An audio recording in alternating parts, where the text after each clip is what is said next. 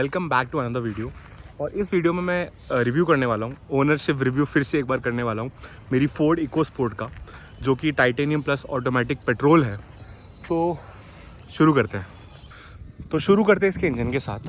और इसके अंदर आता है 1.5 लीटर का इंजन, जो कि बनाता है 122 हॉर्स पावर और 150 न्यूटन मीटर्स ऑफ टॉर्क। तो आप इंजन में देख सकते हैं, सिंपल है, कोई हाइड्रोलिक स्ट्रट्स वगैरह नहीं आते हैं इसमें। इंसुलेशन यहाँ पे आप देख सकते हैं दे रखा है, और साथ में इधर आपको पानी भरने के लिए, मतलब जो रहता है वाइपर फ्लूइड के लिए, यहाँ पे जगह दे रखी है। और अब मैं इसको बंद करता हूँ और आपको बाकी वो गाड़ी का वॉक अराउंड देता हूँ। तो देखिए, सबसे पहले इसमें मिलते हैं आपको प्रोजेक्टर लाइट्स, जो कि हेलोजन है, प्रोजेक्टर बेस्ड है। और ये आपका लो बीम है, और ये साथ में हाई बीम है, ये भी हेलोजन है। और ये आपको यहाँ पे DRL मिलते हैं, ठीक है, डे टाइम रनिंग लाइट्स मिलते हैं, नीचे इंडिकेटर मिलता है, और ये फॉग लैम्प्स मिलते हैं, ठीक है। फिर आप सामने देख सकते हैं ये फोर्ड की ग्रिल मिलती है, और ये काफ़ी आइकॉनिक है। ज़्यादातर लोग आई थिंक इसकी ग्रिल चेंज करा के फोर्ड बड़ा जो होता है वो लिखवा लेते हैं। तो अब इसके अलावा आपको राइट साइड में आप गाड़ी के आपको मिलता है टोइंग हुक, और आप नीचे क्लैडिंग वगैरह देख ही सकते हैं। और इसके गाड़ी के साइड प्रोफाइल में आते हैं, और सबसे पहले आप देखेंगे इसका टायर्स, और इसके ये स्टॉक अलॉयज़ है, और आप देख सकते हैं काफ़ी सुंदर है, ठीक है। डायमंड कट अलॉयज़ मिलते हैं आपको। और गाड़ी का जो टायर का सेक्शन है वो है 205/60 R16, मतलब 16 इंच के टायर आते हैं, ठीक है।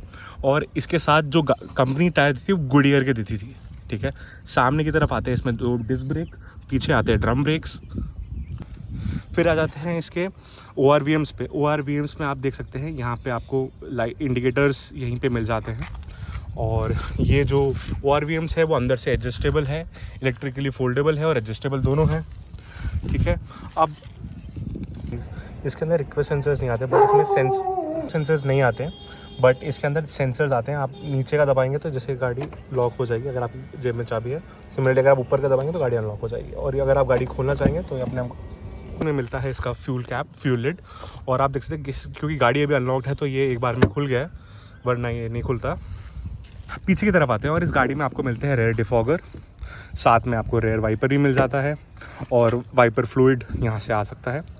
और ये स्टॉप लैंप है, आप ऊपर की तरफ देख सकते हैं। और इसमें सबसे आइकॉनिक जो इस गाड़ी को बनाता है वो इसका डिज़ाइन, क्योंकि इसमें जो स्पेयर व्हील है वो इसके बूट में माउंटेड है, और इसको ये बहुत आइकॉनिक बनाता है। बाद में कुछ गाड़ियाँ आई भी थी जिसमें ये नहीं आता था स्पेयर व्हील इस तरह से, बट इसमें है ये।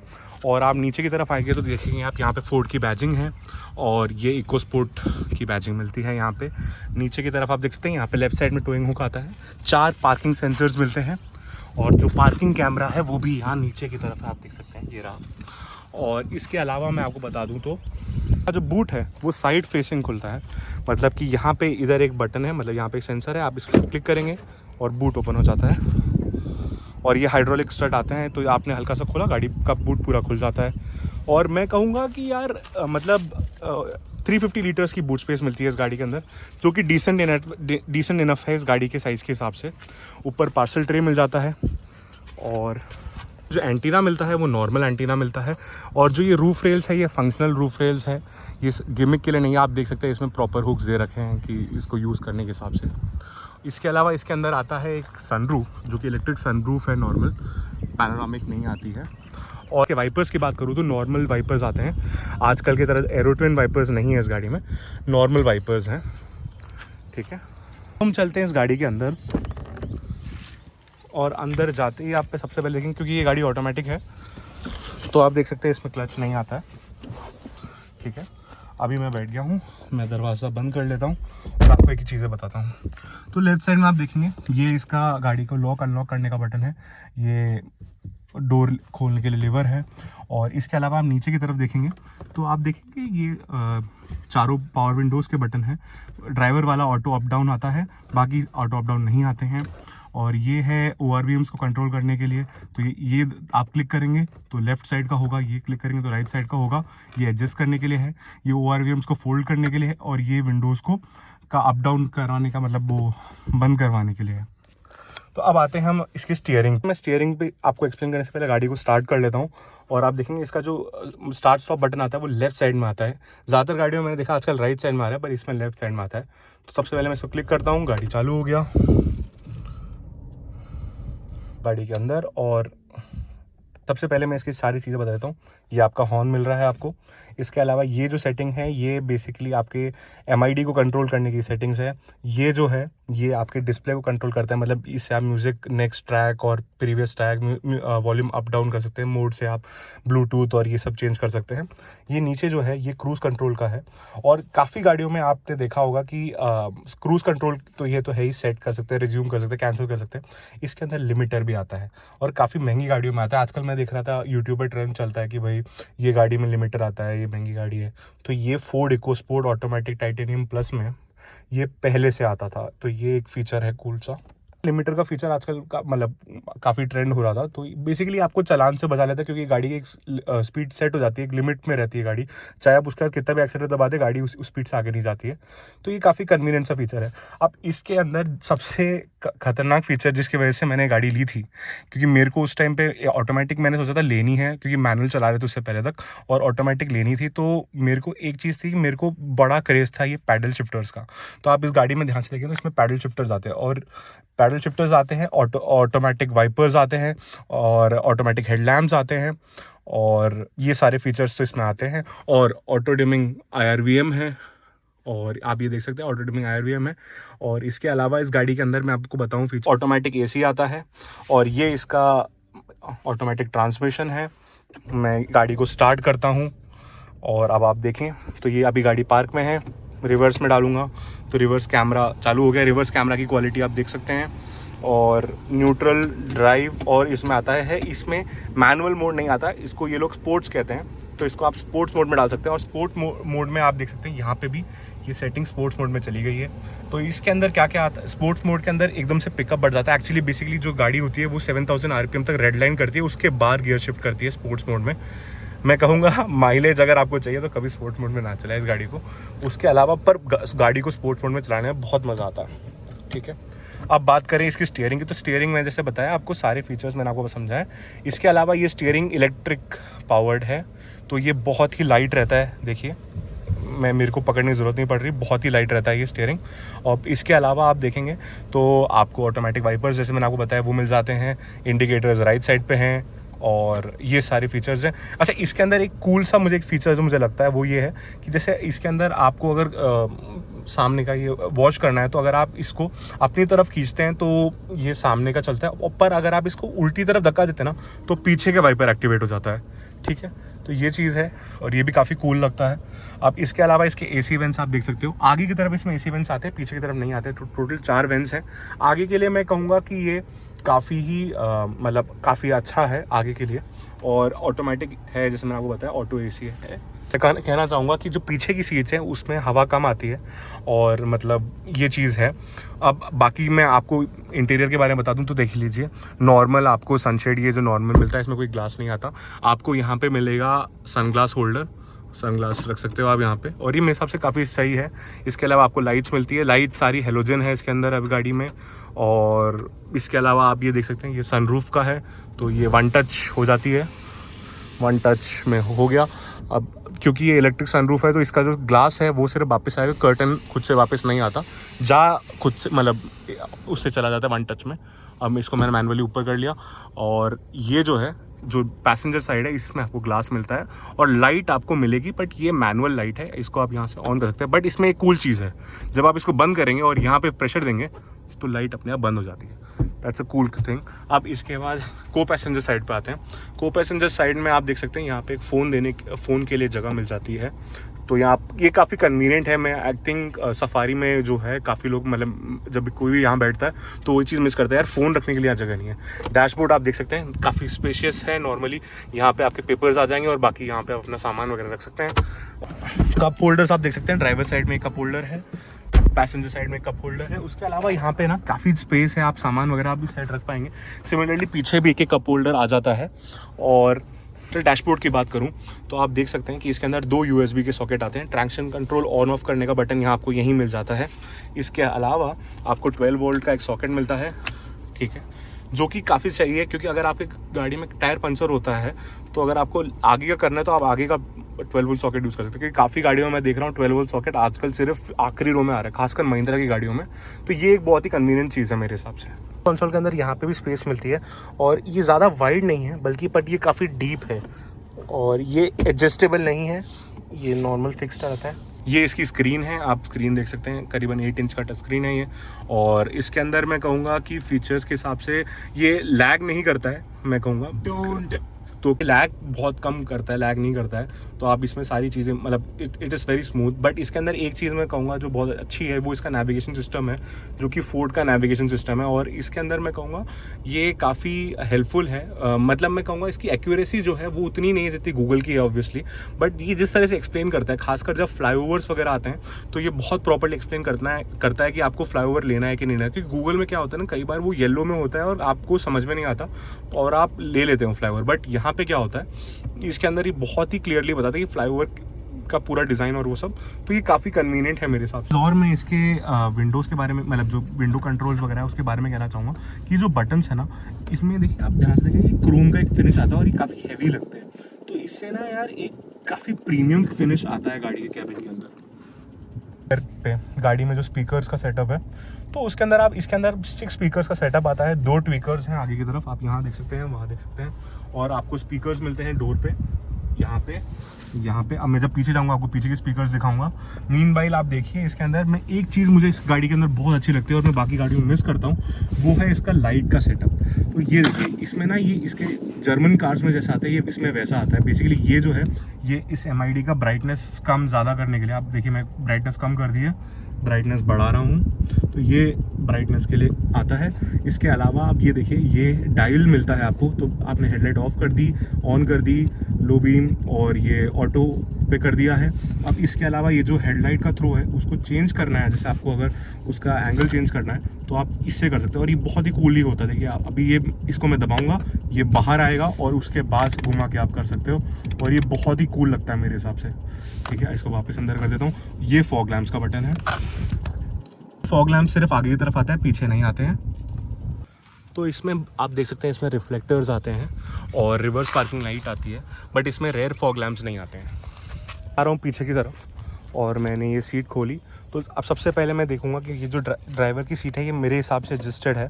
तो एक्चुअली स्पेस काफ़ी कम है पीछे के रो में, और ये इस गाड़ी का ही डिसएडवांटेज है, क्योंकि ये सब 4 मीटर गाड़ी है। बट इसके अंदर मेरे को यही एक डिसएडवांटेज लगता है कि भाई ये मतलब इसके अंदर पीछे के रो में थोड़ी सीट्स कम है। सीट आगे करवा दी है, और अब थोड़ी मैंने अभी वो सीट आगे करवा दी है, तो मैं प्रॉपर्ली बैठ पा रहा हूँ।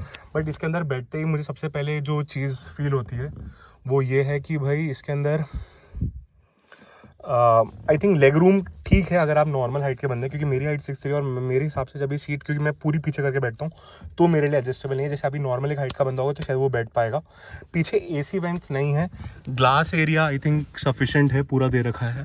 और हेडरूम की मैं बात करूँ तो मैं आपको दिखा, हेडरूम मेरे हिसाब से ठीक है। मैं एक्चुअली पहली बार गाड़ी में पीछे बैठा हूँ, आज तक मैं इस गाड़ी में कभी पीछे नहीं बैठा हूँ, और मेरे हिसाब से मेरा सर हल्का सा टच हो रहा है ना। और मेरी हाइट मैंने जैसा आपको बताया 6'3" है, तो हिसाब से मेरा जस्ट सर टच हो रहा है। बाकी इससे आई थिंक इसकी सेगमेंट में और भी गाड़ियाँ आती थी और आती हैं अभी, जो कि जिसमें पीछे जगह स्पेस ज़्यादा है, बट इसमें कम आती है थोड़ी। बातें हैं इसकी सीट के बारे में। सीट का कंफर्ट मैं कहूँगा ये बेंच सीट्स हैं, इनका कंफर्ट ठीक है। वैसे ये 60-40 स्प्लिट मतलब हो जाती हैं ये। और अब यहाँ पे देखें तो ये स्कूप्ड आउट सीट्स हैं, यहाँ पे पॉकेट मिलता है आपको, स्टोरेज स्पेस मिलती है, यहाँ पे स्टोरेज स्पेस मिलती है। और जैसे मैंने आपको बताया कि स्पीकर्स मिलते हैं, तो यहाँ पे दरवाजे पे स्पीकर्स हैं, यहाँ पे और यहाँ पे। और इसके अलावा सेम आपको जो पावर विंडो का मिलता है, ये काफ़ी प्रीमियम फील होता है जैसे मैंने आपको बताया। और क्योंकि ये क्रोम फिनिश में आता है और काफ़ी हैवी है ये, तो ये चीज़ है।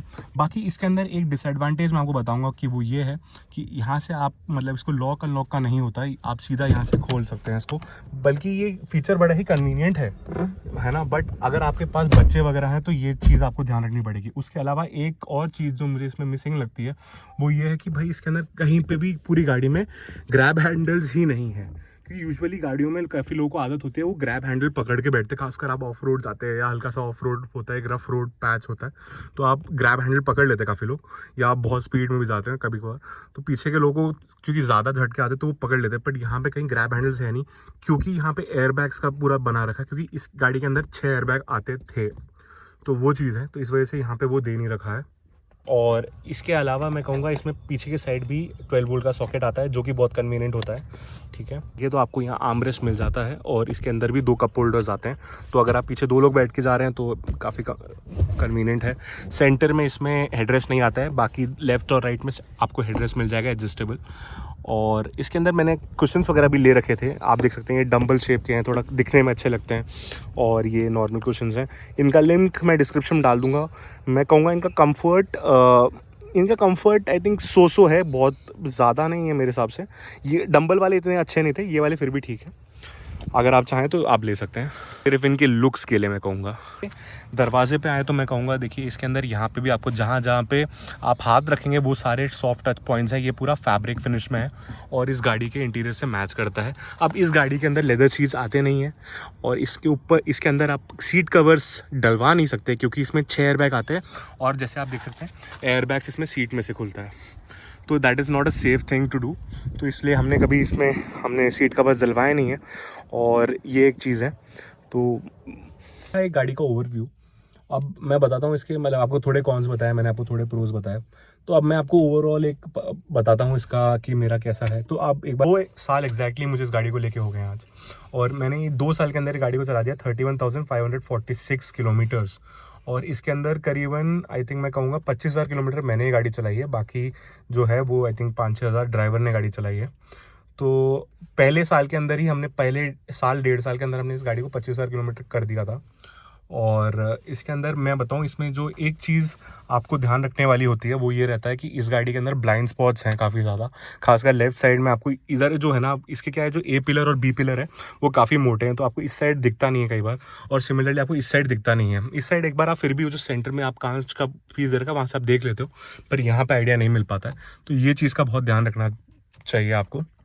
इसके अलावा मैं तारीफ़ करना चाहूँगा इस गाड़ी की बिल्ड क्वालिटी की, क्योंकि जैसे मैं आपको बताऊँ तो पीछे की तरफ मैं अगर गाड़ी के पीछे जाऊँ तो मैं एक बार ऑफिस जा रहा था और मैं हाईवे पे था, और क्योंकि मेरा ऑफिस मतलब मेरे घर से 25 किलोमीटर में हाईवे पे था, और मैं जैसे ही वहाँ मतलब गाड़ी सिग्नल पे खड़ी थी, पीछे से एक ट्रक वाला था, मतलब मिनी ट्रक थी, उसका ब्रेक फेल था या कुछ तो था, या उसने क्लच एकदम से छोड़ दिया, गाड़ी झटका दिया। तो अब ये जो देख रहे हैं, ये जो डेंट है ये मैंने इसलिए रखा हुआ है, और ये जो डेंट है ये जब पड़ा था कि ट्रक ने आके इसको मार दिया था साइड से, और बट आप गाड़ी में देखिए सिर्फ ये डेंट आया है और कुछ नहीं हुआ। और इसके अलावा सबसे बड़ी बात ये है कि क्योंकि मैं गाने सुन रहा था और मैं अंदर बैठा था, मुझे इनिशियली फील ही नहीं हुआ कि अंदर मतलब गाड़ी को ऐसा ट्रक ने आके ठोका। फिर मैंने एकदम से रेविंग में देखा तो गाड़ी पूरी चिपकी हुई है पीछे से, जब मुझे रियलाइज़ हुआ कि यार मतलब गाड़ी लगी हुई है। तो बिल्ड क्वालिटी फोर्ड की यार गज़ब की है। उसके अलावा मैं कहूँगा देखिए, एक ब्लाइंड स्पॉट्स हो गए, गाड़ी की बिल्ड क्वालिटी ज़बरदस्त है। अब गाड़ी के उसके अलावा मैं बात करूँ, गाड़ी के अंदर आपको बहुत सेफ फील होता है, गाड़ी के जो ड्राइविंग डायनामिक्स है वो बहुत अच्छे हैं, ये गाड़ी को चलाने में आपको बहुत मज़ा आता है। खासकर आप मतलब इस गाड़ी के साथ आप हाईवे पे ड्राइव करेंगे तो आपको बहुत मज़ा आएगा, खासकर वो कट्स वट्स करके जो जाते हैं ना लोग, तो वो जर्मन कार्स में भी करते हैं, इस गाड़ी में भी आप कर सकते हो, बहुत अच्छे, क्योंकि इस गाड़ी के ड्राइविंग डायनामिक्स इतने अच्छे हैं कि गाड़ी फुली आपको कंट्रोल में फील होती है आपके, और ये एक चीज़ है इसकी खासियत। और इसका मैं कहूँगा कि जो एक्सेलरेशन है वो भी काफ़ी सही है, और ग्राउंड क्लियरेंस काफ़ी अच्छी है इसकी, 205 mm की ग्राउंड क्लियरेंस है इस गाड़ी की। और अगर इसे कुछ कॉन्स में बोलूँगा, जैसे मैंने आपको बताया, एक चीज़ तो मैंने आपको बताया कि आपको इसमें काफ़ी ज़्यादा ये मिलता है कि ब्लाइंड स्पॉट बहुत ज़्यादा है। उसके अलावा इसका एक कॉन मैं आपको बोलना चाहूँगा कि भाई इसके अंदर माइलेज बहुत कम आती है। अगर मैं इस गाड़ी को चालू करूँगा तो इसकी माइलेज अगर आप देखेंगे तो 9.5 ये अभी क्लस्टर में दिखा रहा है, तो 9.5 आप मान लीजिए 9 के आसपास ही माइलेज है इस गाड़ी की, ठीक है, वो एक चीज़ है इसकी। उसके अलावा मैंने आपको बताया कि 10 के आसपास माइलेज है, वो भी अगर आप अच्छे से चलाएंगे। पर ये जो माइलेज है ये सिटी की है, मैं ये भी कहना चाहूँगा। इसके अलावा अगर आप गाड़ी को हाईवे पे चलाते हैं तो आपको गाड़ी करीबन 14-15 के आसपास की माइलेज दे देती है, जो कि आई थिंक इस साइज़ की कार के लिए थोड़ी कम है, बट इस गाड़ी का वेट काफ़ी ज़्यादा है, ऑलमोस्ट 1600 kg है इस गाड़ी का वेट, तो ये चीज़ है। इसके अलावा मैं कहूँगा, अब बिल्ड क्वालिटी मैंने आपको बता दी। अच्छा, इसके अलावा एसी का थ्रो मैंने बताया कि पीछे की सीट्स में कम आता है, पीछे की जगह मतलब पीछे वाली सीट्स में स्पेस भी थोड़ा कम है, मतलब अगर आप लंबे लोग अगर 6-6 फीट के लोग आगे पीछे बैठना चाहते हैं तो दिक्कत होती है। अलावा जो लाइट्स का थ्रो है वो मैं कहूँगा कि हेलोजन के हिसाब से एडिक्वेट है। एक बार अगर आप फॉग लैम्प्स और सब कुछ चला देते हैं तो मेरे हिसाब से काफ़ी सफिशिएंट लाइट का थ्रो है इस गाड़ी का, ठीक ठाक। और इसके अलावा जो स्पीकर्स हैं वो भी काफ़ी अच्छे हैं। मतलब मैंने इस गाड़ी में कोई चेंज नहीं करा है, बट अगर आप बहुत ज़्यादा कुछ बेस लेवल वगैरह तो आप चेंज करा सकते हैं, बल्कि एडुकेट है मेरे हिसाब से गाड़ी में जो स्पीकर्स हैं बाकी गाड़ियों के कंपैरिजन में इस सेगमेंट में। और एक चीज़ है, इस गाड़ी में थंब काफ़ी अच्छा आता है। वैसे अगर आप गाड़ी थोड़ा लाउड म्यूज़िक सुनना चाहते हैं तो गाड़ी में यहाँ पे मस्त फील होता है आपको कि यार मस्त बहुत अच्छे से वो हुआ है ना। और इसके अलावा इसके अंदर आई थिंक मैं कहूँगा कि NVH लेवल्स काफ़ी कंट्रोल्ड हैं गाड़ी के अंदर, बाहर की आवाज़ बहुत कम आती है। और यार एक तरह से एक सेफ़ गाड़ी ये फील होती है, ये चीज़ है। गाड़ी है वो बहुत ही सिंपल है। आप देख सकते हैं इसमें ट्रिप दिखाता है, इसके अंदर ट्रिप A ट्रिप B मतलब जो ट्रिप 2 है वो सब है, उसका सेट कर सकते हैं, वो सब चीज़ें हैं। इसके अलावा इसमें डिजिटल मीटर दिखाता है, स्पीड आपको यहाँ डिजिटली दिखा सकता है। और इसके अलावा आप ये देख सकते हैं गाड़ी का ये आता है, इसके अंदर में बेसिकली डिस्प्ले, ड्राइवर असिस्टेंस। पहले के मॉडल के अंदर इसमें वो भी आता था, क्या कहते हैं, हिल डिसेंट कंट्रोल टाइप सा, वो भी आता था, बट इसमें नहीं है। और सिमिलरली इसमें यहाँ एयर मतलब टायर प्रेशर मॉनिटरिंग सिस्टम का भी ये बताता है, बट वो इसके ऐप पे फोर्ड पास करके इसका ऐप आता था, जैसे कि टाटा का एरा आता है और साथ में महिंद्रा का एड्रेनॉक्स आता है, तो वैसे ही कनेक्टेड कार फीचर्स आते हैं उसके अंदर। तो आप मुझे कमेंट से बताइए अगर आपको एक कनेक्टेड कार फीचर्स का जो मेरा फोर्ड पास है उस ऐप का अगर आपको एक डिटेल्ड वीडियो चाहिए तो मैं वो बना दूंगा। आपने जैसे मैंने आपको बताया इसके अंदर काफ़ी डीप स्पेस आती है। इसके अलावा यहाँ पे 2 कप होल्डर्स आते हैं, ये डस्टबिन फोर्ड की तरफ से ही मिला था हमें। और ये देखिए 2.5 कप होल्डर्स है, ये भी एक तरह से कह सकते हैं, ये 2 बड़े और एक छोटा है। और इसके अलावा यहाँ पे एक जगह और है जहाँ पे अपने परफ्यूम ठूस रखा है। और इसका जो हैंड ब्रेक है वो मैनुअल आता है। तो ये कुछ फीचर्स है इसके।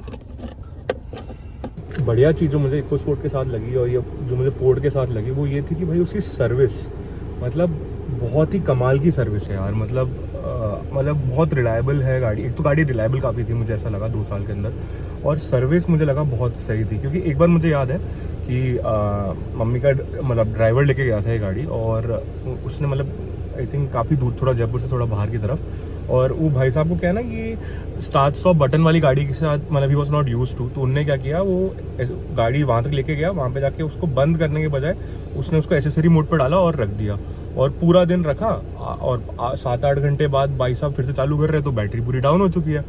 तो उस टाइम पे आई थिंक जो सर्विस सेंटर था उस पर फ़ोन किया, और सर्विस सेंटर है करीबन वहाँ से 30-35 किलोमीटर दूर मैं कहूँगा।